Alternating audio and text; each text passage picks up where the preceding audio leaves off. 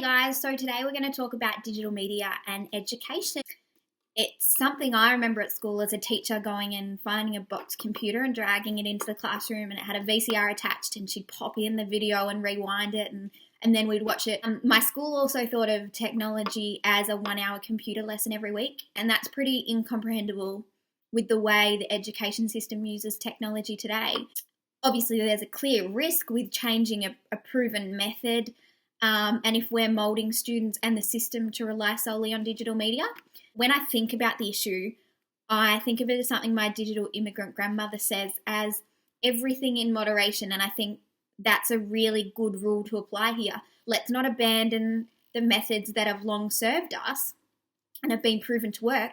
Let's put them together and make them work as one to really give students the best education possible. And I think we need to establish one thing before we really get started, that education is such a broad topic, and we should look at it as we're always continuing to learn. But for the purposes of this, I'm going to talk about it as primary, secondary and university educations, looking at levels of our schooling system rather. And technology plays a huge part in every one of them. As we see in primary school, these kids are digital natives. They've grown up with technology.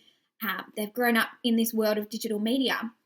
So it's only right that we put things that are familiar around them. So this is a popular location for these smartboards and interactive whiteboards. They're certainly replacing the old chalkboard, but I think it's a good place to start because we want them to have access to the best technologies. But this is also where they learn their fundamental skills, like their reading and their writing. And we need to be very careful that we don't just replace the old methods.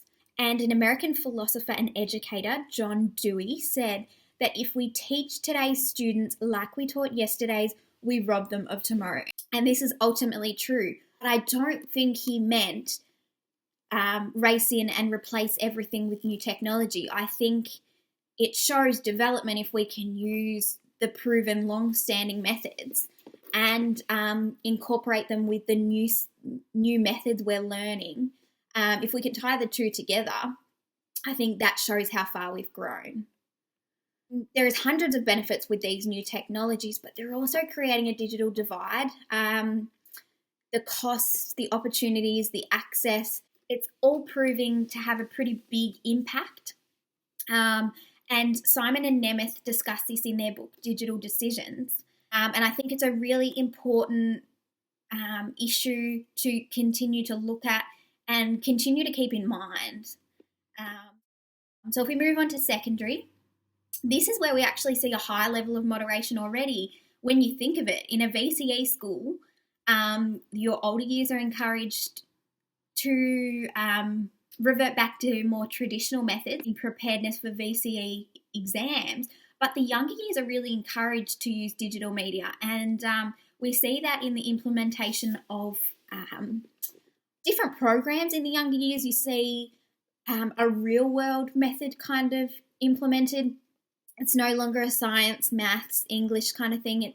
It's let's put them all together and let's show them how they're going to use these skills in the real world. And digital media has really allowed for that. Without that, we wouldn't see this type of education being used or these methods being put in place. Darryl West discusses in his book, he says it's clear that new skills and approaches are needed if students are to compete effectively in the changing international economy.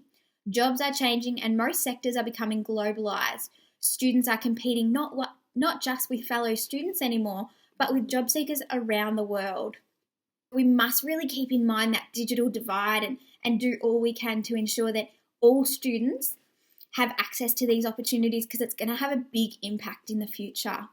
And a report from The Age, reported by Timna Jacks, she found that the investment of computers and iPads in schools does not improve literacy and numeracy skills. The first global study on students' digital skills shows Australia has one of the highest users of technologies in schools, yet the country's reading and maths performances have declined over 2000 to 2012. So with this in mind, Although it doesn't improve numeracy and literacy, the University of Adelaide has found that the interactive whiteboards have an overall positive impact on the quality of students' learning. And I think that just goes to show that, yes, these new methods are really good at engaging students, but we still need the more traditional methods as well to ensure that they're given the best education. All right, so let's talk about universities now. As a uni student myself, walking around campus, it's pretty hard to find a space that hasn't got some form of technology and digital media present. And I think that that's really important because these spaces house the face-to-face communication we have with industry professionals. And I feel like with the technology and with the industry professional teaching you, it's an unbeatable combination. So for those who study online, I wonder, is it as engaging and is it as productive and effective? So I've got university student Demi Kingston, who studies both online and on campus, to give her view. With being an on-campus student, I think that technology and digital media used throughout lectures and also on Cloud Deacon are really useful in engaging. It's good to have elements of both. I don't think I could fully study online. It's really important to note that with universities and this new method of studying online, we've talked about a digital divide, but the traditional divide that having to be on campus for university created has been narrowed by this ability to receive all your learning online, which is a really great thing to see, that anyone can learn anywhere and at any time that suits them.